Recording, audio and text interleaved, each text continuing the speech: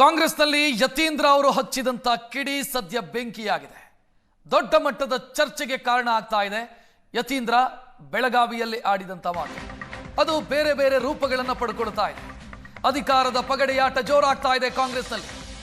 ಯತೀಂದ್ರ ಅವರ ಮಾತಿಗೆ ಧ್ವನಿಗೂಡಿಸಿದ್ದಾರೆ ಮತ್ತೊಬ್ಬರು ವಿಧಾನ ಪರಿಷತ್ ಸದಸ್ಯ.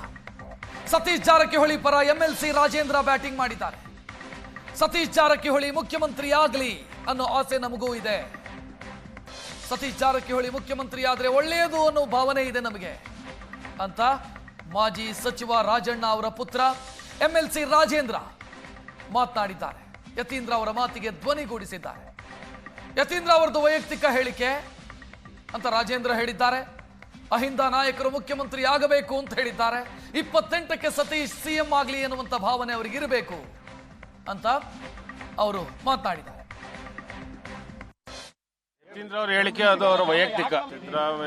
ಸಿದ್ದರಾಮಯ್ಯ ಏನು ಅವರ ತಂದೆ ಆದ ನಂತರ ರಾಜಕೀಯವಾಗಿ ಮುಖ್ಯಮಂತ್ರಿಗಳಾಗಿ ಸತೀಶ್ ಜಾರಕಿಹೊಳಿ ಹೆಸರನ್ನು ಏನು ಪ್ರಸ್ತಾಪ ಮಾಡಿದ್ದಾರೆ ಅದು ಅವರ ವೈಯಕ್ತಿಕ. ಅವರು ಮುಂದೆ ಅಹಿಂದ ನಾಯಕರು ಮತ್ತೆ ರಾಜ್ಯದಲ್ಲಿ ಮುಖ್ಯಮಂತ್ರಿ ಆಗಬೇಕು ಅನ್ನೋ ಒಂದು ಆಶಾಭಾವನದಲ್ಲಿ ಇವತ್ತು ಸಿದ್ದರಾಮಯ್ಯ ಆದ ನಂತರ ಅದು ಇನ್ನೂ 2.5 ವರ್ಷ ಆದಮೇಲೆ ಈಗ ನಾಳೆನೇ ಆಗ್ತಾರೆ ಅಂತಲ್ಲ, ಮುಂದೆ ಬರೋವಂಥ ಚುನಾವಣೆಯಲ್ಲಿ 2028ಕ್ಕೆ ಸತೀಶ್ ಜಾರಕಿಹೊಳಿ ಆಗಲಿ ಅನ್ನೋ ಒಂದು ಭಾವನೆಯಲ್ಲಿ ಹೇಳಿರ್ಬೋದು. ಅದೇ ರೀತಿಯೇ ಸತೀಶ್ ಅವರು ಹೇಳಿದಾರಲ್ಲ, ಈ ಟರ್ಮಲ್ಲಿ ನಾನೇನಿಲ್ಲ 2028ಕ್ಕೆ ನಾನು ಮುಖ್ಯಮಂತ್ರಿ ಆಕಾಂಕ್ಷಿ ಆಗಿರ್ತೀನಿ ಅಂತ ಸತೀಶ್ ಜಾರಕಿಹೊಳಿ ಅವರು ಹೇಳಿರುವಂಥದ್ದು. ಸೊ ಆ ಒಂದು ದೃಷ್ಟಿ ಹಿಡ್ಕೊಂಡು ಯತೀಂದ್ರ ಅವರು ಹೇಳಿರ್ಬೋದು. ಹೈಕಮಾಂಡ್ಗಿಂತ ಪವರ್ಫುಲ್ ಅಂತ ಏನಿಲ್ಲ, ಅವರೊಂದು ಹೇಳಿಕೆ ಕೊಟ್ಟಿದ್ದಾರೆ ಅಷ್ಟೇ. ಅದರಲ್ಲೇನು ತಪ್ಪೇನಿಲ್ಲ. ಅವರ ವೈಯಕ್ತಿಕವಾದಂಥ ಹೇಳಿಕೆ ಅದು. ಕಾಂಗ್ರೆಸ್ ಹೈಕಮಾಂಡ್ ಹೇಳಿಕೆ ಅಥವಾ ಸಿದ್ದರಾಮಯ್ಯರ ಮುಖ್ಯಮಂತ್ರಿಗಳು ಮಗದ ಹೇಳಿಕೆ ಅಂತಲ್ಲ. ಅವರು ಒಬ್ಬರು ವಿಧಾನ ಪರಿಷತ್ ಸದಸ್ಯರಿದ್ದಾರೆ. ಅವರ ಒಂದು ಹೇಳಿಕೆ ಮುಂದಿನ ದಿನದಲ್ಲಿ ಇನ್ನೊಬ್ಬರು ಅಹಿಂದ ನಾಯಕರು ಆಗಲಿ ಅನ್ನೋ ಒಂದು ಭಾವನೆ ಇಟ್ಕೊಂಡು ಯತೀಂದ್ರ ಅವರು ಹೇಳಿರ್ಬೋದು. ಅಲ್ಲ, ಚರ್ಚೆ ನಡೀತಾ ಇರ್ಬೋದು.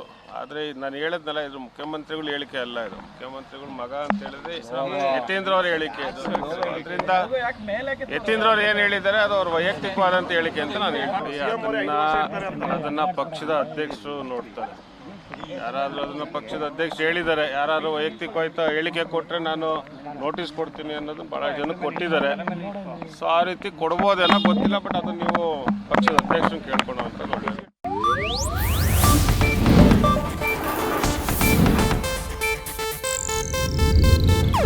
ಇದು ಏಷ್ಯಾನೆಟ್ ನ್ಯೂಸ್ ನೆಟ್ವರ್ಕ್ ಪ್ರಸ್ತುತಿ.